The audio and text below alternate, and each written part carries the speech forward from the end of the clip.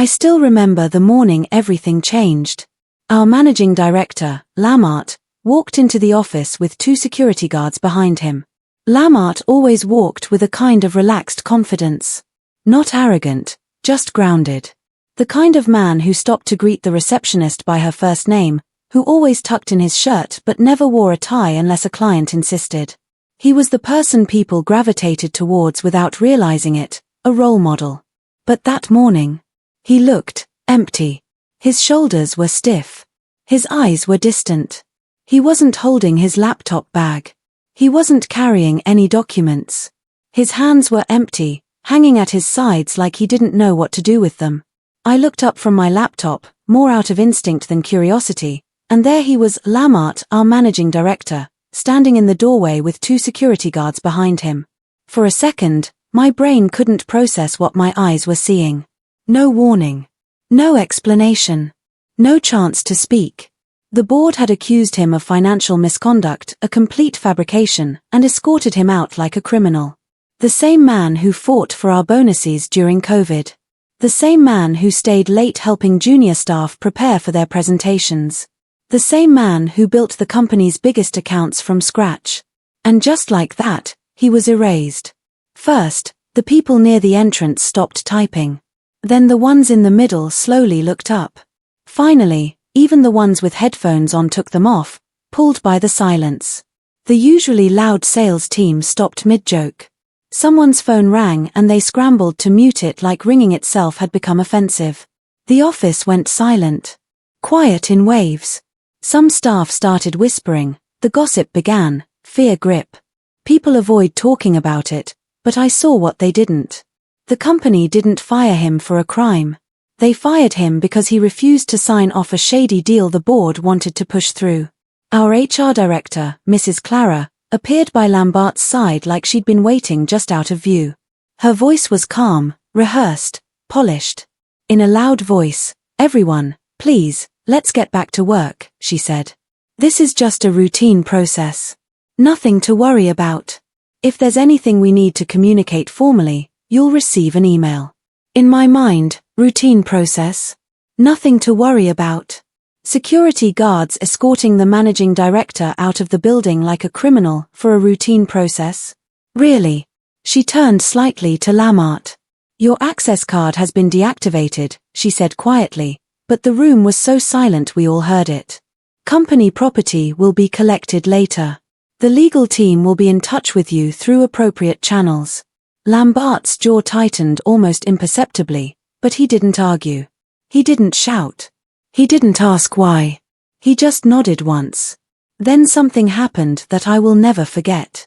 As he began to walk past our desks, escorted between the 2 security guards, one of the junior analysts, Michael, stood up from his seat instinctively.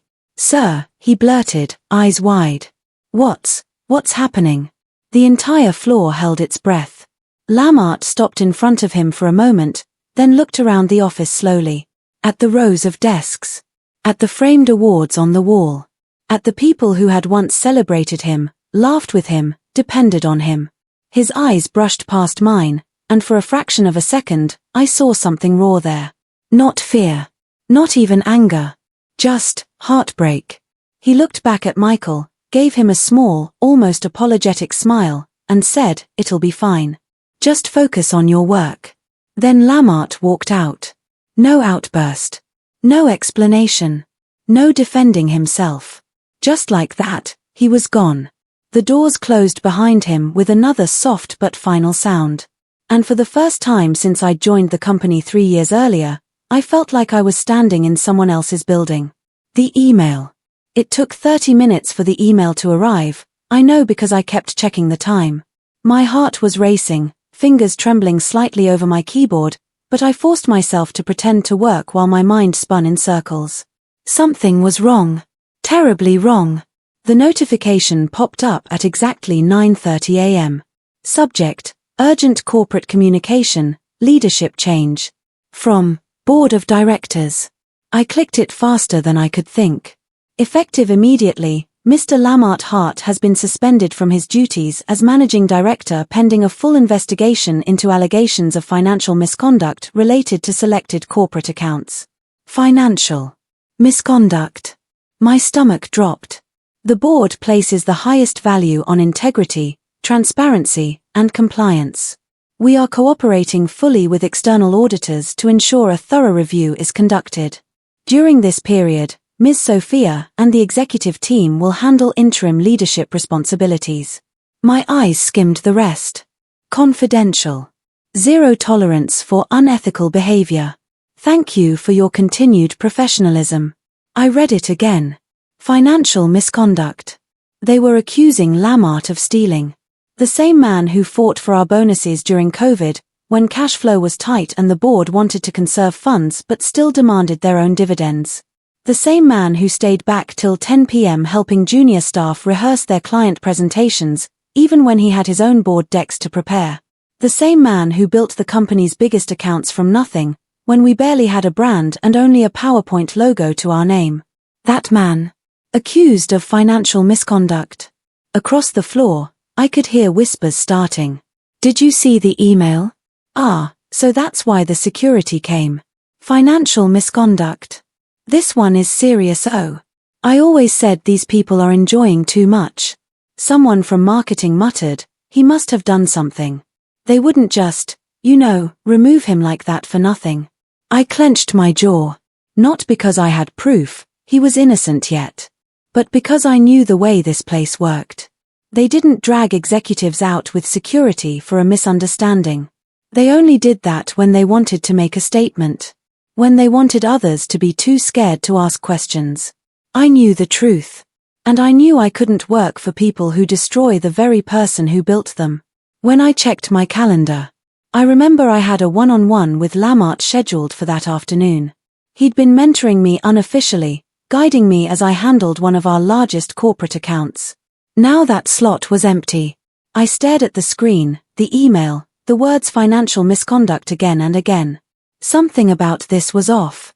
I didn't know what yet. But my gut had never screamed this loudly before. The next day, the truth behind the whisper. The whispers became rumors. The rumors became narratives. By lunchtime, 3 different versions of what Lamart had done were circulating like hard facts. He siphoned money through a shell company. He approved fake invoices. He was taking kickbacks from vendors. No one had seen evidence. But to me, evidence wasn't important in a place where fear ran faster than facts. During break, I ate my lunch alone at my desk, scrolling through old emails with Lamart, trying to see if anything even vaguely suspicious popped out. Nothing did. Deadlines. Strategy notes. Client updates. Jokes about the coffee machine. I remembered something very specific then, a late evening, just weeks before. It was about a deal the board had been intensely pushing. A major cost-cutting project with one of our biggest clients, Volstrom Group. On paper, it was about operational efficiency and expense optimization. In reality, it was something else. The board wanted us to recommend a series of brutal cuts, large-scale layoffs, aggressive vendor terminations, reclassifying certain expenses in creative ways that would make short-term profit look fantastic while burying long-term risk. We'd seen proposals like that before. The difference this time was the pressure. The board had sent multiple emails. Volstrom must be our flagship transformation story this year. We need a 20 to 25% cost reduction headline to show to investors. Be bold. Don't be afraid to push the envelope. I remembered Lamart calling me into his office late one evening. He was sitting at his desk, jacket off, sleeves rolled up, tie loose, staring at a spreadsheet like it had personally offended him. "Victoria," he said, rubbing his forehead, "what do you think of these projections?" I stepped closer, looked at the screen. On one tab were justified, realistic savings measures, consolidating vendors, automating repetitive tasks, renegotiating contracts. On another tab were the numbers the board wanted. They were unrealistic. And worse, they were designed to be achieved by playing with accounting categories rather than solving real problems. Honestly, I said if we go with that second version, we're basically helping them fake improvement. It'll crash later. He nodded slowly. "That's what I think too," he said. "The Volstrom CFO is desperate. The board here is desperate. They want a story more than they want the truth. Are you going to sign it? I asked. He stared at the numbers a bit longer. No, he said quietly. I'll send back the realistic version. They'll push. They'll say I'm being difficult. But I won't sign something that looks good now just to blow up in 2 years. There had been a meeting the next day. Board members. Lamart. The CFO. Legal. Afterward, Lamart had stayed unusually quiet for days. I'd asked him once, half joking, did they shout at you? He'd smiled, but his eyes had been tired. Something like that, he'd said. They don't like when the person they pay to find answers tells them the answer isn't what they want it to be. Now, with that email screaming financial misconduct in my inbox, the pieces began to form an ugly shape. The company didn't fire him for a crime. They fired him because he refused to sign off on a shady deal the board wanted to push through, one that would have made them look like heroes in the annual report. And instead of arguing with them hand to hand, they'd done something more efficient. They'd turned him into a problem to be removed. The breaking point. That evening, I stayed back long after most people had left. The office felt different without Lamart walking around, checking in, making jokes, dropping into meetings. My screen glowed in the dimness as I reread the email for what felt like the 100th time. Financial misconduct. If they could do that to him, publicly, brutally, without a shred of proper explanation, what could they do to the rest of us? The answer was obvious. Anything. They could smear anyone. Destroy anyone. Rewrite any story. And everyone else would go along with it out of fear of losing their jobs. My cursor hovered over the shutdown button on my computer for a few seconds. Then I opened a blank Word document instead. I resigned. Resignation letter, effective immediately. My hands shook, but the words flowed like they'd been waiting in my chest for months. I didn't write a long speech. I didn't insult anyone. I wrote the only truth I was prepared to put in writing. I can no longer, in good conscience, continue in the service of a leadership structure whose decisions and actions I fundamentally cannot trust or align with. I printed it on company letterhead, signed it, scanned it, and emailed it to HR and the board. Then I sat there and stared at the sent message. For a moment, panic bubbled up. What was I doing? I had no other job lined up. No safety net. My savings were modest, not impressive. My family wasn't rich. I didn't have some spouse earning millions. But under the fear, there was something else. Relief. For the first time in months, my body wasn't bracing for the next moral compromise. I packed my things slowly. A plant that I'd kept alive for a year. A mug Lamart had given me after I'd landed my first big project. A couple of notebooks with half-baked frameworks and scribbles. As I walked toward the elevator, I looked back once. The office looked normal. People were still working, laughing, gossiping. But to me, the walls looked hollow. On my way home, in the back of an Uber, my phone buzzed. Unknown number. I hesitated, then picked up. Hello. Victoria. The voice was tired but unmistakable. Victoria. Sir, I breathed. Are you okay? I saw everything. There was a pause. I heard you resigned, he said, ignoring my question. I did, I said. I sent my resignation this evening. Why? He asked. You had nothing to do with this. You could have stayed. You were on track for senior promotion. You worked hard for that. I swallowed. I can't work for people who destroy the very person who built them, I said simply. They accused you of something you didn't do. I know the kind of deals you refused. I know what they wanted you to sign. Silence. Then he let out a short, bitter laugh. Careful, Victoria, he said. Talking like that is dangerous. I've already resigned, I replied. What more can they do? He didn't answer immediately. Where are you now? He eventually asked. On my way home. Don't go home yet, he said. Come to my place. Now. Yes, he said. Bring your laptop. Lamart was shocked when I showed up at his apartment with my laptop and said, if they think they can break you, they've underestimated both of us. I'd never been to his apartment before. I expected something cold and overly polished, like most executive apartments. But it was, surprisingly normal. Bookshelves. Family photos. A sofa that looked like it had actually been sat on, not just staged. Lamart looked different in jeans and a t-shirt. Smaller, somehow. Not because of his size, but because the context that made him the MD was gone. He poured me a glass of water and motioned for me to sit. "You shouldn't have resigned," he said again as he sat opposite me.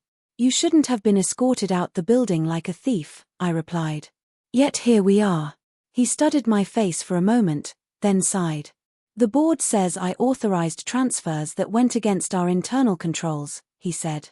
"Do you believe that?" "No," I said instantly. "Why?" he asked. "Because I know you," I said. "I know the kind of things you argued about in meetings. I know how many times you pushed back when they wanted fancy optics instead of real change." He rubbed his face with both hands. "They wanted deals that looked good in press releases," he said. "They wanted record efficiency gains at any cost. They wanted us to sign off on structures that shifted risk onto other people down the line while making them look like geniuses now. And you said no," I replied softly. "Not always loudly enough," he admitted. "But loudly enough this time. And they didn't like that.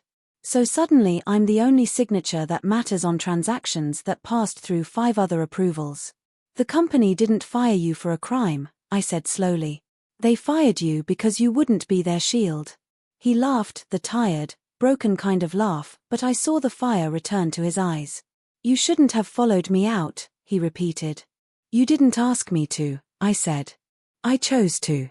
If they think they can break you like this and everyone will just continue like nothing happened, they've underestimated both of us." He laughed then. A tired, broken kind of laugh. But as he looked at me, something shifted in his expression. The emptiness I'd seen in his eyes that morning flickered with a tiny spark. "What are you going to do now?" he asked. "I don't know," I answered honestly. "Maybe look for another job. Maybe start freelancing. Maybe go back to school. All I know is I'm not going back there." He nodded slowly. "What are you going to do now?" I asked. He leaned back, staring at the ceiling. "I honestly don't know either," he said. "I've spent years building something for people who just showed me how little I mattered in their equation. I could fight. Hire lawyers. Issue statements. Drag my name and there's through the mud. But that takes money and energy I don't have. Then, start something new," I said quietly. He looked at me like I'd suggested he grow wings. "Start something," he repeated.